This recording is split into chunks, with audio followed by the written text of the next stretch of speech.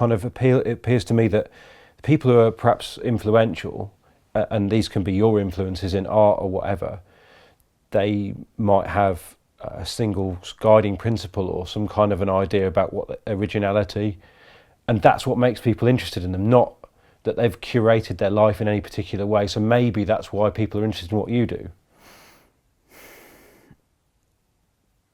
Yeah, I don't know. It's a difficult one to answer that. I mean, I've always thought the carp fishing world is a bit of an odd one, really. Like, I don't, sometimes feel like a bit of a fraud in a way, being recognised and respected as a carp angler, because so many of my friends, so many of the people that I associate with, that you wouldn't know the names of, or well, no, you would probably, I imagine, but lots of like the general sort of carp public wouldn't, just because they've never written anything, but caught loads more big fish than me, fish more than me. I would consider them probably to be better, more successful anglers, but because they've never written, no one knows about them. So the carp world is a funny one in that respect, I think, because you can, if you're willing to put yourself out there, you're willing to write, you're willing to do this, that and the other,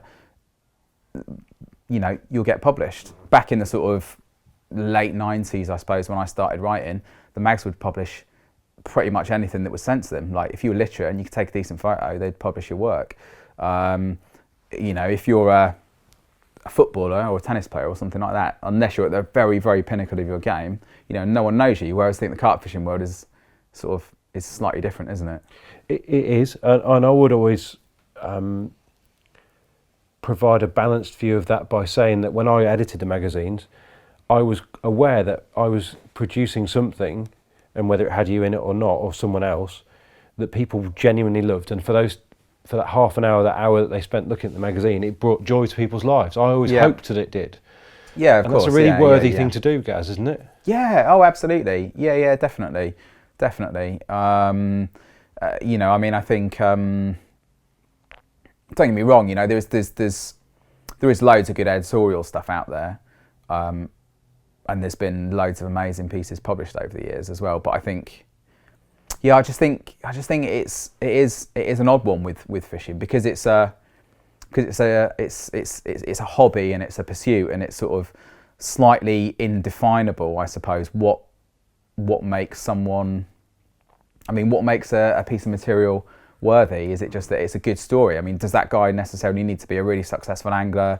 Does he need to be at the very top of the tree? No, he doesn't. But if you can tell a good story and he can excite people about going fishing, motivate people, inspire people or whatever, then it's worth reading about, isn't it? And it kind of, that segues quite nicely into the the sub stuff that you did. I mean, when you set out on that journey, presumably some of the friends that you had that we talked about just then, who were great anglers who, was it front and centre that you wanted to shine a light on some of the scene that wasn't talked about? Yeah, definitely. I mean, it was all manner of motivations, really. Obviously, I was working as a teacher at that point, working with photography every day, working with students you're always concepting some kind of a project. It's got a theme, it's got a direction, it's got an end game, and I'd spend all my days talking to students about, where was their photography going to go? What was the end game? What was it going to be? Was it going to be a lookbook for a fashion brand? Was it going to be a piece of fine art? Was it going to be documentary? Was it going to be this, that, and the other? And so just that idea that it's a project. And so I suppose, sub for me was just that. It was just an art and design project, really, more than anything. But I think also, I did feel that there was a lot of stories out there and a lot of characters and a lot of really, really interesting stuff that was happening in carp fishing that just wasn't really getting covered in the magazines. I think the magazines and the media has changed a little bit now, and I think it is a lot more broad. But I think there was definitely a time when the vast majority of the material that was going into the magazines was really just by lads that were sponsored, had commitments to fulfill, products needed pushing. And that did, certainly for certain magazines, that made up, I think, a good amount of the material that was in them. And I suppose I wanted to just tell some of the other stories, just some of the lesser known characters and people that had really interesting things to say, people that had like important influences in carp fishing history. You know, people like Jeff Bowers, Steve Neville, like all those kind of little stories that, you know, no one had ever sort of really told. And again, it was just fun. And it was a privilege, I think, to be able to go and, you know, speak to those people and do that. And do you know what? I think we want this interview to be definitely post-sub Gaz, because people don't know what you've been up to as much. But I would like, before we leave that, just to perhaps get you to reflect on the different characters of those journals. Yeah. You know, with hindsight now, Gaz. Yeah. What do you think? Yeah, I mean, the first one, like, I know a couple of people criticised it for being the tone of it in certain places. Some of the interviews, you know, were quite, what's the word? Yeah, they were quite difficult, I suppose, in a way. And I don't know, people talked about things that I guess that the industry, I suppose, didn't necessarily like. But again, I just sort of felt like that some of those things just needed to be talked about. You know, I think carp fishing. I've always thought carp fishing is a difficult one, in so much as I think the enjoyment of it, I think, in a way, is like directly proportional to the amount of other people that are doing it on the same lake at the same time you are.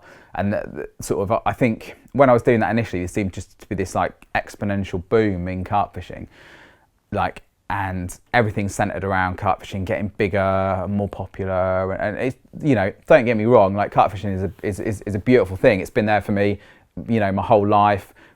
The vast majority of my best friends I've met through carp fishing. But you still can't argue the fact, or I don't think you can really, that like no one wants to turn up at a busy lake. And I think carp fishing just seems to be getting busier and busier and busier and busier, and it just seems to be getting sort of pushed that way continually. And so, you know, there's people in there talking about that. There's people in there talking about things like all the carp that have been nicked to feed the pay lake trade in Europe. I've got friends in Europe that spoke to me about that and things like that. And yeah, I don't think all those things necessarily went down that well with some people, but it was never my intention really to do anything other than offer people a platform to give their opinion. I think whether or not I did it, I mean, I probably made loads of mistakes. You know, I'm sure I did, really, because it was all, you know, it was all new for me as well. But again, I didn't really think too much about it. I just went with it, and as time will, you know, will judge, I guess. You know, Yeah. they will very much be impressions of a period, won't they? From Yeah, an perspective that you were able to give. But in your own mind, you know, we're a few years out now. Yep.